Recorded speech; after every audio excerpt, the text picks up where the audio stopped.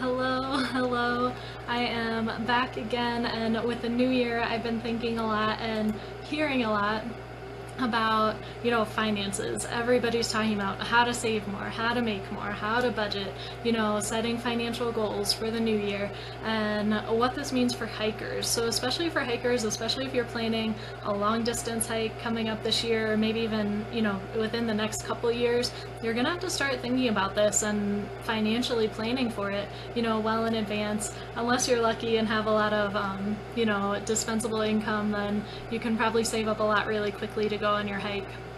But for most of us, or at least for me, I know it took kind of a lot more planning than that and a lot more thought into it. So I'm going to share some tips on how to, get financially set up and financially in a good place before you get on the trail.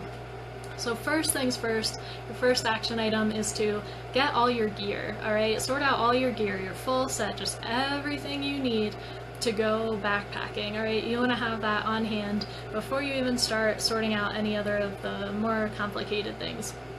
So, and there are a few reasons for this. One is that that's a relatively fixed price item. So just once you have it, once you put your money into it, you have it, you'll be set for hopefully at least a couple years before you have to start replacing gear or upgrading gear. So that's one reason. Another reason is that you want to get your gear first and test it out. Go on a weekend trip, go on a week-long trip if you can, and make sure that backpacking is actually something you really want to do before you make any kind of life-altering changes and commitments to a long-distance hike. So for example, some people, literally they save up, they quit their job, they go to hike their trail, and they realize it's not for them, within the first week or month, or, maybe even less than a week. And they may just kind of, throw it to the wayside and start all over. So definitely go on some test runs with your gear before you, just decide that you're gonna, go on a long distance hike. So after you have all your gear sorted out, and this could take you, some people it can go really fast if you have that money and you can just go buy all your gear in a weekend, that's great. For some of us, we may have to spread it out a little more over time, maybe buy our backpack with one paycheck, maybe wait a paycheck or two and then buy a tent, etc., etc. You may spread it out over a length of time, which is totally fine as well. And then after you have all your gear set out, you just need to save, and you can get creative here.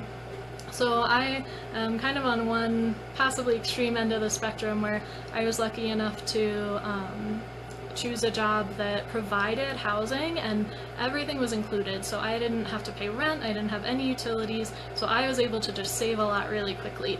And that's a choice you can make. It is definitely a lifestyle choice, but for others who do have all those expenses, it may take a little longer, or we'll talk in a minute about how you can try to lessen your monthly expenses there. So before you can truly just save up and start pumping money into your trail fund, you have to try to negotiate, minimize, or banish your monthly payments that you have. So take a look at all your monthly bills, alright? So and these can range from anything, utilities to rent or internet or your phone, if you have car payments, if you have credit card debt payments, maybe you have student loans. There can be, put everything on this list. Look it over and see what you can negotiate. So some things you may be able to call and try to negotiate a lower rate or a lower payment or a lower interest rate to save you some money. And the worst that they're going to say is no, but it's always worth a call to ask. If it's something that you think may be, not a set price, definitely call your company and see if you can negotiate a lower bill, or maybe see what your options are if there are cheaper payment plans. And then see what you can minimize. So for example, one thing here that kind of drives me nuts is that now it's become a norm to put cell phones on a payment plan. If you're buying a smartphone, instead of just buying a phone and then you pay your service plan, but a lot of people end up paying a service plan and then plus just the actual fee for owning their phone instead of buying it outright. So definitely anything you can buy outright, save up, or just buy what's within your budget. All right, so just buy a phone outright and then just pay your service plan and try to get the cheapest one possible. if you're trying to save, see what you can cut out. If you can cut out data, or if you can, cut out some features or extra service, just so, to save a couple bucks. Everything counts here. So another big thing is to pay off your car. If you have a car, if you have car payments, pay off your car, all right? And all of these things, I know it may seem like a lot now, and it may seem like you're not really working towards your goal of getting on the trail, but you're not going to want to make any of these payments when you're actually hiking. So pay them off first, and then this will help you way down the road. So pay off anything you don't own.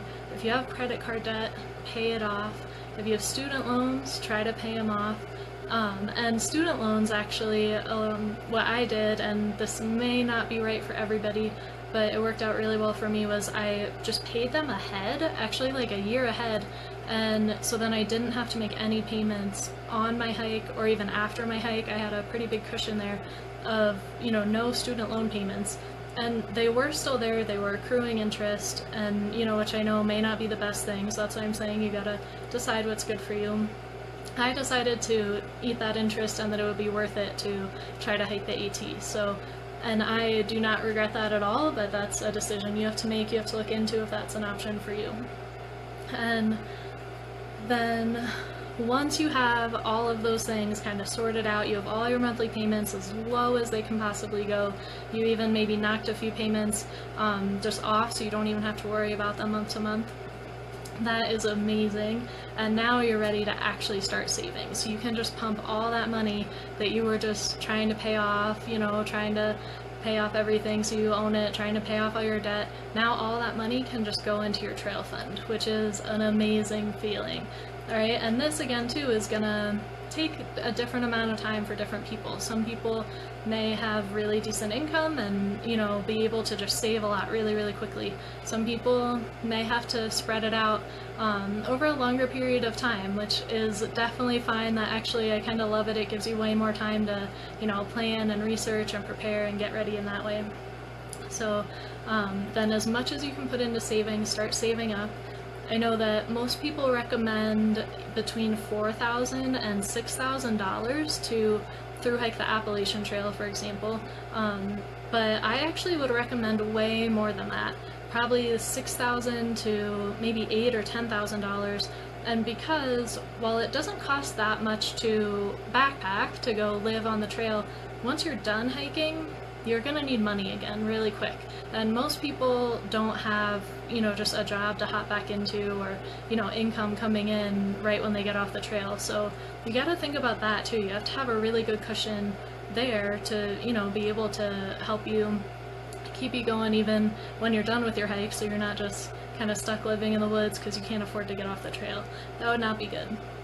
So make sure you have not only enough money to hike the trail, but also enough money to get you through afterwards until you can get some decent income coming in again. So a few other last minute tips for things to look for when you're on the trail, or kind of expenses. See if you can, if this is an option, see if you can rent or sublet your apartment or your house, right? See if you can actually get some money coming in while you're on the trail. That would be ideal. That's definitely the hot ticket there, but I know that's not an option for everybody. Just something to think about. Also, if you do own a car, call your car insurance company and see if they have any sort of plan for parked cars, like, so if you're not driving your car. So for example, I called my car insurance company and explained the situation that, I would be traveling, I would be hiking, no one would be driving my car, I wouldn't be driving my car, so what can we do? And they actually had a plan, and I think it was like $10 or $15 a month just to have it parked and keep my insurance active and keep everything covered, like just in case if there's like storm damage to it or something. But, I wasn't paying for all that liability insurance and accident insurance on top of it. So that was amazing, definitely a lifesaver. See if your car insurance company offers that.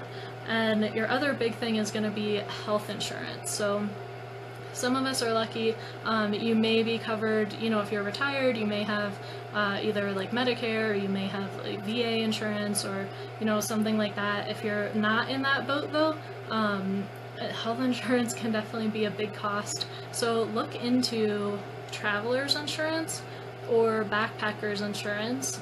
or even like teledoc or telemedicine plans, just for while you're on the trail.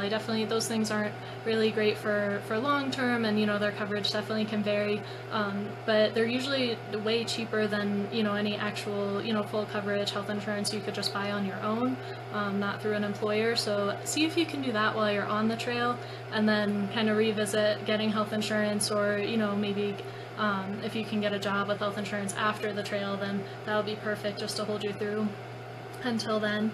So those are my tips to help you try to get in financial shape and get all your ducks in a row before your long distance hike. Definitely feel free to share any of your hiking money hacks in the comments below. I'd love to hear them. And until next time, happy hiking.